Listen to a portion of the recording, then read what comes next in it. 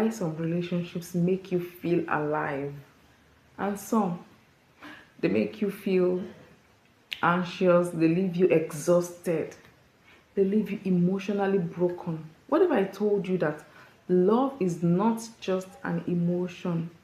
It is not just an emotion, there is a biological part to it.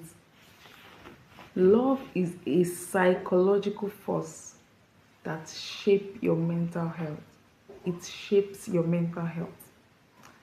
Today, I want to explore with you the psychology of love and how your relationships affect your mental health. Stay with me.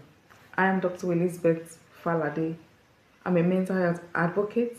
I'm a resident in the Department of Psychiatry. So in this video, I will help you understand what happens in your brain when you fall in love. I will tell you why some relationships heal you and why others harm you. I'll also be explaining to you how your attachment style influences your mental health. Just stay with me. If you've ever felt confused about love, relationships, emotions, this video is for you. So I want to start by saying that love is not just an emotion. It is not just emotional. It is biological. It is psychological. It is a force. Many people think that love is a feeling. No, even the Bible describes it as an act. It is a verb. So it is not just a feeling. It is associated with neurobiological experiences. When you fall in love, your brain releases some chemicals like dopamine. Dopamine is this feeling of euphoria. It is this satisfaction, pleasure, motivation. You notice that when you talk to somebody that you love, you feel motivated to work, you feel excited, you feel pleasurable. Oxytocin is also released. That is it's bonding, that is trust. It is being secreted when a mother cuddles her children. Oxytocin, it is secreted when there is love, there is bonding. Serotonin helps to stabilize your mood. It's also secreted when you fall in love. And there is also chemical that your brain release when love is becoming the other is coming the other way around. That is cortisol. Cortisol is a stress hormone. When you are being stressed in that relationship, your brain will release cortisol. This is why sometimes love can make you feel euphoric, and the other time it can make you anxious. In healthy relationships, these chemicals are balanced, but in toxic relationships, the stress hormones will dominate. And over time, it will eventually affect your mental health. Alright, so I want to talk about the attachment style. This attachment style is very, very important. It talks about why you love the way you do. See, I would like you to go even beyond this video to go and look more into attachment style. Attachment style affects the way you relate with people, it affects the way you relate with your spouse, it affects how even how you parent your children. Attachment style, it's predominates it dominates a lot in all areas of our lives, and it is one of the most powerful psychological theories in relationship. Your attachment style is shaped by your early experiences with your caregivers. Your caregivers can be your parent, can be the nanny, it can be the people in the crèche. Yeah, in fact, today now a lot of people have put the crutch today is now social media, is now screen. So attachment style can be into three main patterns. The first one is the secure attachment. You are healthy in that relationship. The child feels safe with the caregiver. In the anxious attachment, the child is afraid, always afraid of being abandoned. And in the third type, is neither here or there. The child doesn't even understand the caregiver.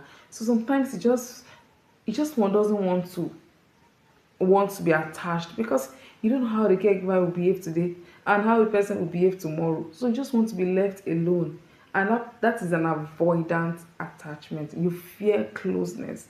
And so research has shown that people with insecure attachment styles, they are more likely to experience anxiety, depression, emotional instability.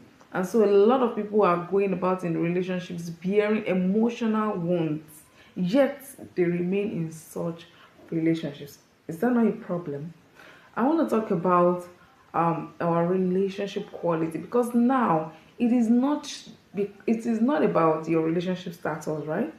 It is not about whether you are in a relationship or not, whether you're getting married or not. It is about the quality of the relationship that you are in. It is not the presence of a relationship that improves your mental health. It is the quality of that relationship that improves or worsens your mental health. Sometimes being single is psychological better, healthier than being in an unhealthy relationship. So when does love become a risk to your mental health?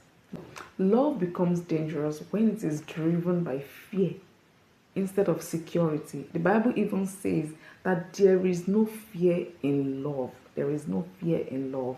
So if the love you have, if it's driven by fear, then you have to question it.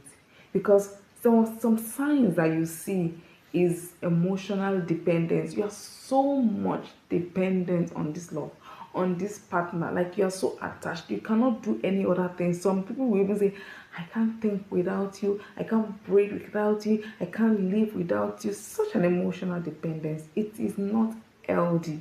You're afraid of being alone, you don't want to be left alone, constantly checking. You're on the neck of your partner 24/7, no air to breathe. It is unhealthy. Tolerating disrespect or abuse, either emotional abuse, either physical abuse, you keep tolerating it despite this abuse. You are still there. It's like the relationship is the one that is validating your existence on earth. That is not a good one. When you are obsessed about your partner, obsessive thoughts, thinking, either this, you always thinking about your partner, thinking about what they have done to you, how, where they will be, what they will be doing right now, where are they, and that even all the things that they did to you, you are obsessed about the partner. Oh my God. Either like even worshiping the partner, or in the wrong way, like always thinking, dwelling on their negative parts. It is unhealthy already. And constant anxiety in relationships. In fact, you are anxious, you're just panicking for nothing, either for something that you know or for nothing. You don't even know why you're afraid. You don't know why you are constantly anxious. I think it calls for you to step back and find this reason before you move on in that relationship. Because, like I said, it is not about your relationship status, it is about the quality of that relationship that you are in. From a psychiatric perspective, I'm gonna say that these patterns often lead to anxiety disorders, depressive disorders, emotional trauma. Yes, some people have sleeplessness, insomnia. Some people even are diagnosed with schizophrenia from the traumatic experience they had in their relationships.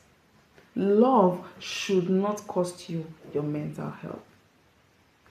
Healthy love is not about losing yourself, it is about growing, it is about staying whole while you are in love. So I don't want to say that's why you fall in love, but while you sit in that love, you are whole, you are growing, you are getting better. Healthy relationships are characterized by emotional safety. You are safe. Emotionally, you're safe. You're not panicking. You are not afraid. Like, oh, I don't know what he's going to do next. I don't know how he behave next. I don't know what's going to happen. Like, fear of nothing, fear of tomorrow, fear of the past. That is not there. You are safe emotionally. There is mutual respect for one another.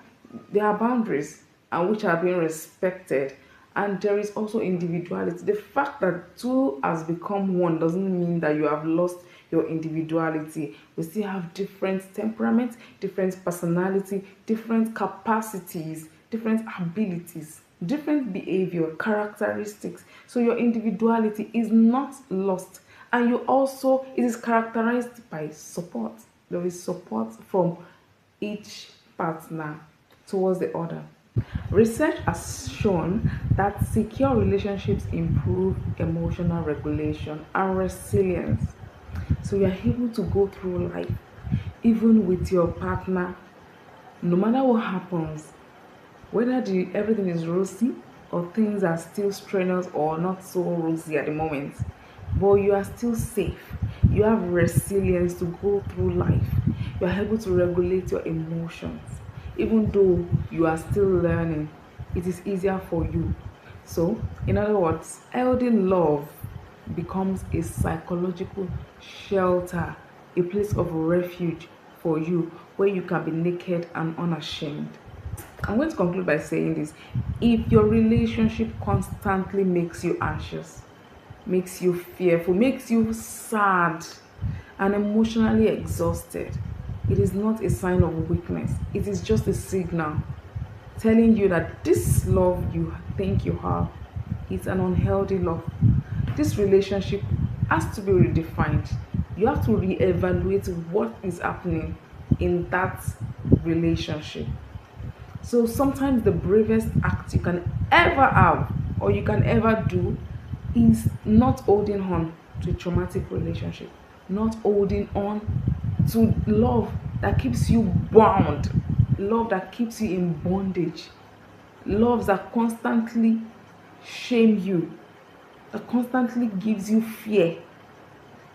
The bravest act is for you to leave and not to hold on because of what people will say, because of what the society will say, or because you feel like it is validating your existence on earth. Choose your emotional health. Choose to live. Choose to love freely.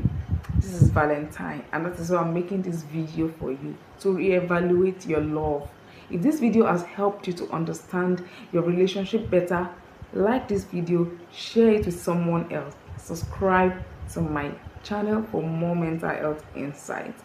I've created a worksheet for you. It will help you to understand your love better and even how it has shaped your mental health. Just send me a message on my email. I will put my email address on my bio or on after the video. That is lizzybetty12@gmail.com, and I'm going to send you the free copy of that worksheet. Remember that healthy love should heal your mind. It shouldn't harm you. It shouldn't traumatize you. It heals you. It makes you free. Thank you for watching. See you again.